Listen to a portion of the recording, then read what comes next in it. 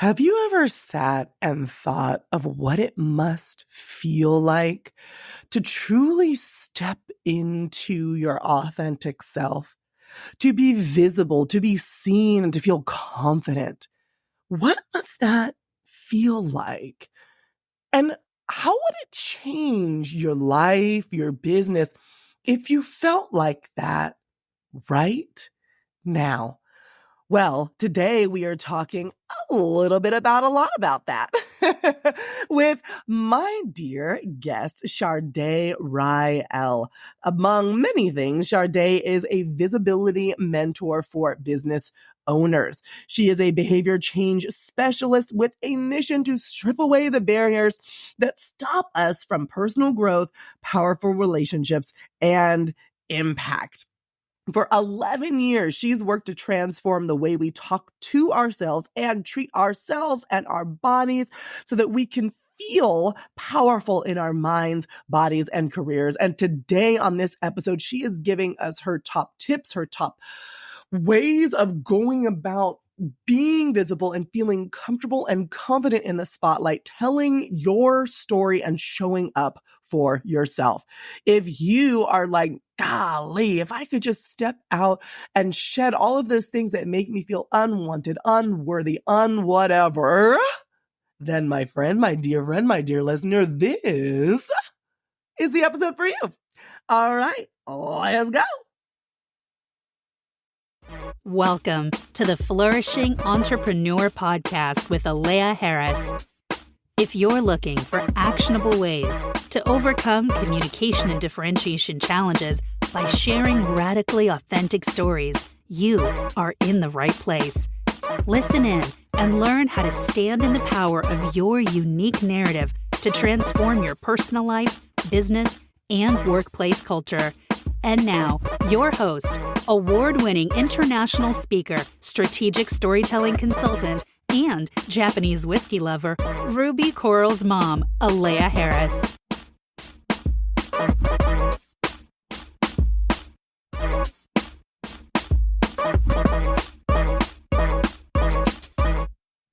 Chardét, thank you so much and welcome to the Flourishing Entrepreneur Podcast. How are you doing today? I'm doing actually amazing today. I don't say that every day, but today is really good. Thank you for having me. I'm very glad to have you, and my day is better because I have you here. So look, everyone is doing more amazing than before. That's a wonderful way to be.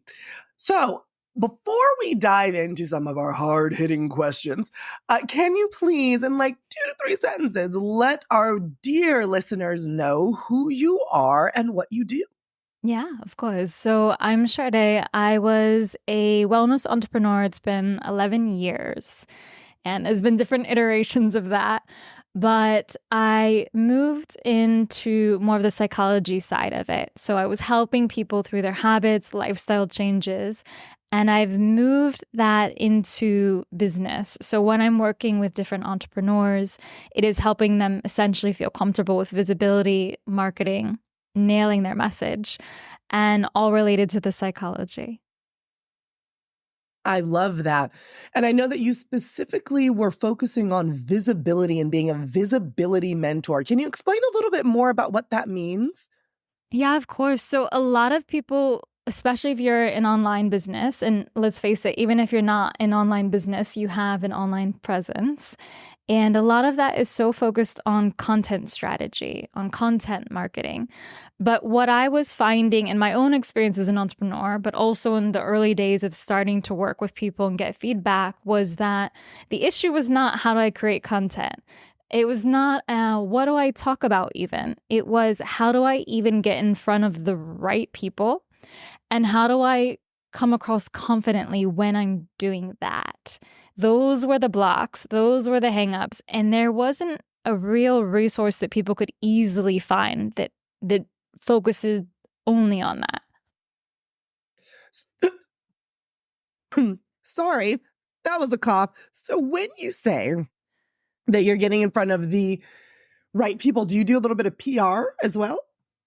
Yes. Yeah. So there is a PR element to it. There's also the element of getting on different podcasts. It's essentially figuring out like, where is your audience actually? Because they're not all on Instagram. Depending on the work you do, they might be in other What? places. The whole world is not on Instagram? What? You're rocking my world. I'm being facetious. I 100% agree with you. Sometimes people need the reminder though, right? It's easy to get stuck in that whole spiral of it. But yeah, it's figuring out how do you get in front of the right people? How do you know who they are? And it's more than just to your clients or your customers. It's also who do you collab with? Who do you form partnerships with? Because I really believe, like in my own business especially, I didn't really grow until I started having those partnerships and those collabs. That was when the growth was so much higher. Well, let's talk a little bit about that journey of growth, shall we? Because you talked about maybe a little pivotal moment of when you're having partnerships, but I would love you to tell me a story and tell us all a story. We're waiting with bated breath about a pivotal moment in your life and how it shaped you to become the visibility mentor and all of the wonderful things that you are today. Yeah, it started when I was still doing the wellness focus. So I fell into the trap, which a lot of people do, of I was doing everything that my competitors were doing, mainstream fitness people. I was talking about the same stuff, which big one for women is weight loss, right? Even though I didn't feel aligned with that, I wanted people to feel powerful. I didn't want to just get them smaller. That was not ever my goal, but I felt really pressured to do that. And every coach I worked with in the fitness space told me the same thing. You got to really hit on these triggers, these insecurities. You've got to talk about them. This is how you do your SEO. And it felt like a struggle for me every day doing that. And I did it for years. And then I had a moment during the pandemic when everyone was talking about, oh, this pandemic weight gain. And that was the focus that I just thought, you know what? We need a different message. This is not what I want to do anymore. I'm going to talk about a totally different area of health. And if there's no market for it, then there's no market for it. But I'm going to go and do this. And it was the best decision I ever made. And now it's helping people find like, what is your non-negotiable message? And you just do not care if not everyone's going to like it. I'm really glad that you said something in the beginning of towards when you were talking. You said, well, this was not in alignment with me, but I did it anyways. And I'm so glad you said that because I think that everyone does that. And sometimes when we talk to like the gurus, the people that get to be on podcasts, right? Like you, like, oh, well, she must just look so aligned. And whether you're looking at the video or not, she has a lovely headband. It matches her shirt. She seems so well put together. And I'm sure she is. But she also, and I have also done so many things that we knew were not in alignment with us. And we had to go on the journey of figuring out what was, how to shift, how to grow. And then when we are, then that's when magic happens. So I really appreciate that you said that out loud because a lot of the times people don't. They are just like, well, I've always from birth had this passion and I have never wavered from it. So thank you. Realness. I appreciate it. You have to evolve, right? Like you can't, if you're in business long enough, your messaging is going to change again and again. And you have to be open to that. And the quicker you are, the better it's going to be for you and for your community. Yeah, absolutely. I want to get a little bit more since, you talk a lot about mindset. I want to dive a little bit more into your mindset, especially in that moment where you were like, I know that this is not right, but I also am hearing something else. And you told yourself a story in that moment. And that story was the one that you believed and you continued on. I am this, or this is how I go about it, or this is the journey I want. Can you tell a little bit more about what that story was then and then what that story is now? I love how you say it's a story because it is. And like in behavior change, that's all we talk about is you are telling yourself stories every day. And that's what's That's what is creating your habits. That's what's influencing the way you act. We think it's the other way around, but it's not. And the story for me initially was, if I want to be successful, if I want to have impact, if I want people to even step through the door to buy from me, then I need to send this message. Now, the way that I justified it, because this is cognitive dissonance, right? Like, I know that this is my value, but I'm acting differently. The way that I justified it was, well, once they walk in the door, I'll do a different method. I'll show them deeper level of fitness and health. But that still wasn't It was a bait aligned. and switch. You were going to pull a bait and switch. Got it. I've also said that before. So you're speaking my language, Chardét. I'm also a swindler. Please do continue. I mean, the swindling worked for everybody initially, right? Like, people were happy because they didn't realize what the deeper need was that they wanted, which was just to feel good in their skin. It wasn't about the numbers. And so they, at the end of the coaching, would feel good. But I still felt like, well, what about all the other people who see me on YouTube or who would eventually hear me on podcasts? Because at this point I hadn't started. What are they going to think if they never work with me and they hear this message, which is so unaligned and that I don't actually feel is empowering them? And that was when it was the moment of, okay, the story you're telling yourself is just not one that's going to end well. And you really need to shift it. You're going to have a breakdown if you don't stop.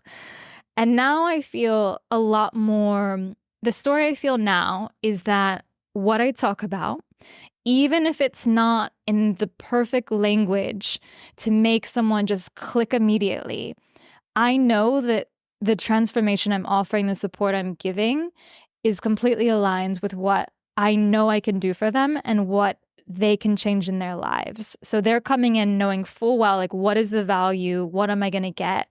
And how I can have so much change in my life.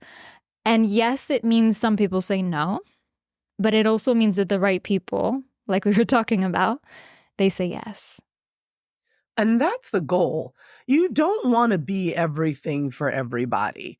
That's actually bad marketing, right? Trying to be everything, because it's not possible. So it's an unattainable goal. How do you feel now that you've stepped into what I like to call your radically authentic self? How does that feel in your body, your mind, your spirit? How do you feel?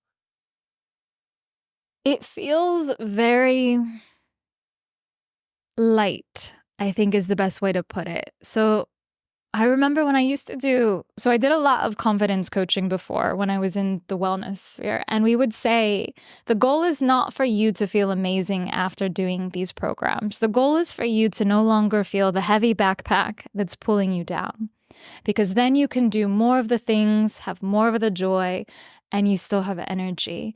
And you fill your life with the right people and the right mission. And I feel like that now. I don't have that heavy backpack. I feel very light and nimble and like I'm fully present in the work that I do. Oh, well, that just feels like a little bit of a hug. I don't know if anybody else, as she was talking, was envisioning like, wow, that must feel amazing. Well, to you, my dear listener, if you are currently swindling, I was a swindler. Chardét was a swindler. It's okay. You're in good company. And you want to feel more like what Chardét is saying she feels now, then I encourage you to do some of the work that she did. Tell a different story. Align more with your authentic self.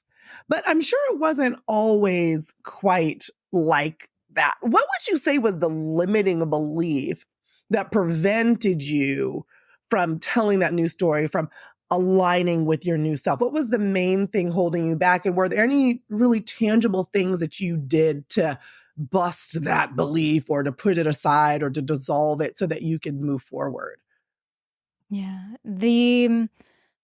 I think the biggest limiting belief that I had was it's not possible to do it the way I want because I've never seen anyone do it this way. And who am I? Keep in mind, I had so many years of experience at this point, but who am I to do it? And that was a limiting belief that just kept making me follow what other people who were successful, in quotes, do. and popularity at least. But behind the scenes, we don't know. Again, Instagram followers does not equal money in your bank account, just in case you were needing another reminder of that. Do continue, Chardét. It's a big PSA. We need to keep that on repeat. I felt like that. And it's so funny too, because you know all this stuff when you're coaching other people, but it's so different when you put it in your own life. And what I had always said to people is, you might need to be the first. You might need to be the first person in your family to go and have this lifestyle. You might need to be the first person with this message. It is so much harder, yes. But you are not only doing it for yourself, but for other people to see that it is possible. And so it was the small actions of being like, okay, well, if I'm in on this message, then what are the first things I'm going to do? I'm going to change what I write on social media. I'm going to send out a full newsletter explaining my pivot. I'm going to commit to this shift by making myself accountable to my audience and to my community. Where did you find the bravery and the courage to be the first? I think it's one of those things where the pain of where you're at and what you're experiencing. So in my case, this tension of feeling so unaligned was so heavy and so challenging that I couldn't go another day living that life. It was easier, for as hard as it was, and I'm sure people listening can relate to this, for as hard as you know it's going to be, it was easier than continuing to live the lie that I didn't want to be a part of anymore. I really appreciate that you had an inciting incident, as we would call it in story structure, right? That you were like, this world I'm living in has just gotten so uncomfortable. I have to move. I feel like your clients probably go through a similar journey when they're wanting to be more visible. What would you say are some of your top pieces of advice for those that are saying something along the lines of, I really want to step out into the world, but I just can't because XYZ? What are some of the things that people could do right now today, in addition to obviously working with you, which I would recommend, but in addition to that, or in alignment also with that, what are some of those tangible things that people could do? The biggest one is the one that people don't want to hear. Even with clients, when I get them on the first week we work on this, the first couple weeks in some cases, and they just ask me, why are we doing this? Like, why is this the first step? And the first step is this. You really need to focus on what is the messaging that you really want to put out in the world, because one of the biggest blocks is it can be that you're camera shy or you don't know the next step. Definitely. But one of the biggest ones even before that is you don't feel confident in the message that you are going to share. And so we work so much on this because when you feel confident in your message and you really know and understand it, it's less of a block for you to go out and share it. Because for me to just say, okay, we're going to go on these shows and get you on these publications, and we're going to do this, and you're going to partner with this person, but you don't have your messaging and you don't have really the core of what you do, it's going to be a much more difficult journey for you. And also probably you will end up with some partners that are not actually the best ones for you. Well, as a strategic storytelling consultant myself, you're speaking my language. I do a lot of that as well. And I end up, people are like, yeah, I just want to, have some words for the website. And I'm like, well, we can do that, but these words that you currently want to use are not going to work for you. So I'm so glad that you said that. But what you mentioned confidence, and one of the things that I have noticed in my work with people in my program Spark the Stage, or even when I am speaking on stage and people come to me afterwards and they talk about confidence, it usually is rooted in a lack of clarity around who you are, what you want to say, why someone should listen, all of those things. Do you find that once you get them clear, they are ready, good to go, they're confident? Or is there something else after that that is like a step 2 after the clarity? It really depends on the person, because some people, yes, that's enough. That's enough to get them out to the first podcast or to the first speech or whatever. Other people, no. And I can't give you like, oh, it's this percentage versus this, but I will say for the people that it's not, where that's not enough, the clarity. The other thing is, honestly, it's this myth of perfectionism that you're just going to get it perfect. Or if you don't, then therefore you shouldn't do it. And the only way we work through that is repetition. So I will have them fake record speeches. I will have them do mock interviews with me. I will have them record a 2-minute audio talking about some topic and have them listen to it again and again and again, because then they can start to see, okay, I did this, first of all. And the stakes are a lot lower because I'm not in front of an audience here.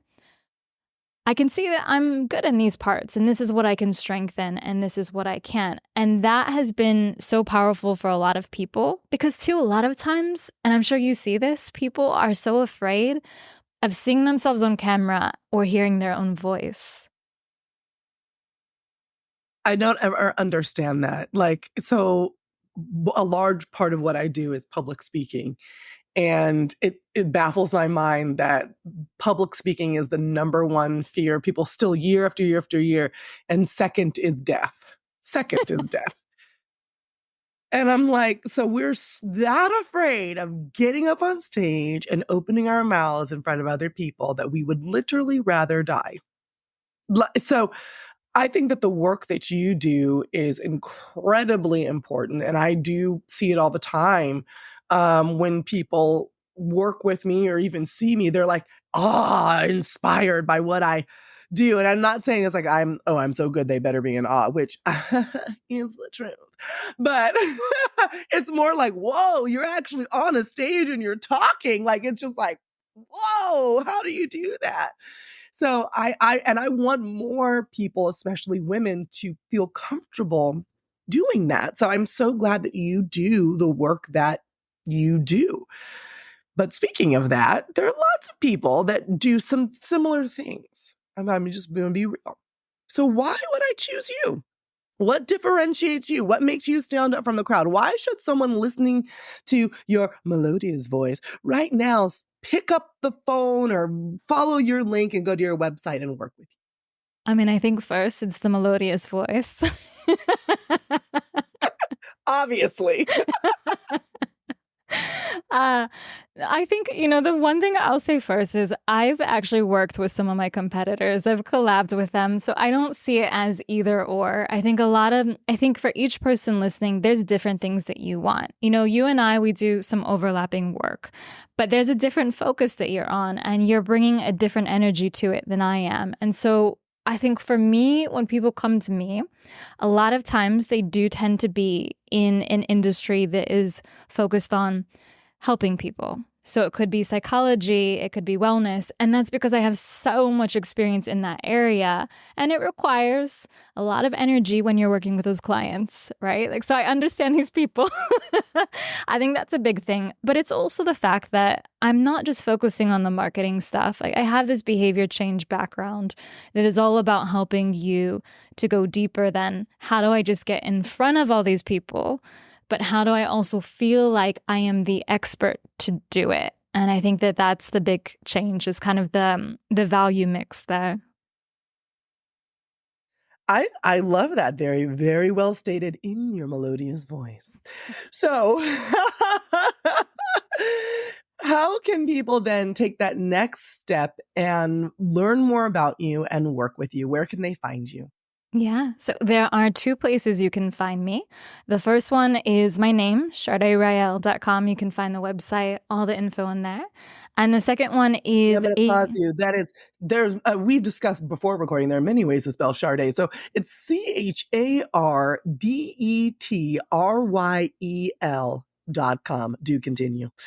I thank you for doing that. I never know if I should spell it when I'm on shows, so I just say it and pray for the best. Always, girl. This is your chance to be connected with the people. You better connect.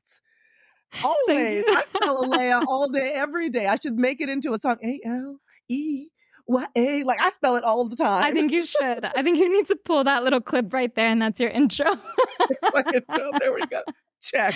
We are changing lives and marketing left and right here. Okay, so ChardétRyel.com, or you can go to herfirst3years.com, and that is where my new podcast lives. All the mindset and business stuff is there. What is Her First 3 Years all about? So I used to run entrepreneur groups in Bali, and one of the biggest things I noticed was I wanted to talk about marketing, and I wanted to talk about like all these fun scaling and all these ideas. But what people kept coming to me for was saying, I feel really alone. I feel really isolated. I feel like everyone else is doing so good in their business and I'm not. And all of them were in their first 3 years of business or in their first 3 years of their pivot. And the idea behind the show is we're going to show you the messiness. We are going to talk about the real journey from what you see beautiful on the stage to the times that you were falling up the stairs. And it is completely unfiltered about behind the scenes. Okay, that sounds juicy. That sounds good. Her First 3 Years. Everybody should go take a listen and dive into that. I know I am. I don't even know. I guess I'm in the first 3 years of some pivot. I've pivoted. I've been doing the Watusi over here. So yeah, sure. I'm in the first 3 years. Sounds good. It's a big old mess over here. So yeah, I probably. Oh, we understand. It's a community. I'm your target. I am your target. Well, I have thoroughly enjoyed listening to you, understanding visibility, hearing your expertise, hearing your story. Thank you so much for joining us here today, Chardét. Thank you so much for having me. I don't know about you, but I am wanting to be even more visible than I am now after that conversation. It's amazing to think about how you gain so much freedom from owning your authenticity and realizing that you will always be the first. Even if other people in your family and your circle have done the exact same business that you're trying to do now, there is only one you. So you will be the first, you will be the second, you will be the third, and you will be the last version of you. So own it. How many years have you spent and wasted not owning who you are, hiding it, denying it, being afraid of it, being embarrassed of it, realizing that there really is only one you. And you can celebrate that fact or not. But when you celebrate it, you get to feel light, like what Chardét was saying. You get to step into purpose. You get to work with people you actually like, doing things you actually like to do, as opposed to constantly feeling this burden and this weight on your shoulders and your heart. My encouragement of you today is to do what Chardét did. Stop swindling like I was doing, like Chardét was doing, and start stepping into your power. Start stepping into the authenticity of you.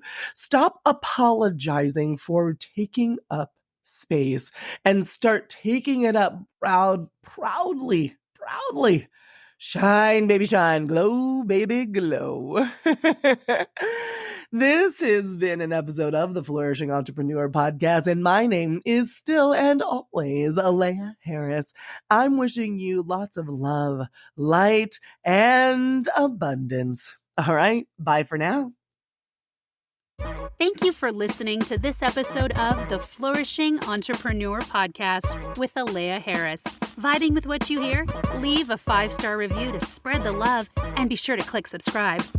We wish you love, light, and abundance. See you next time.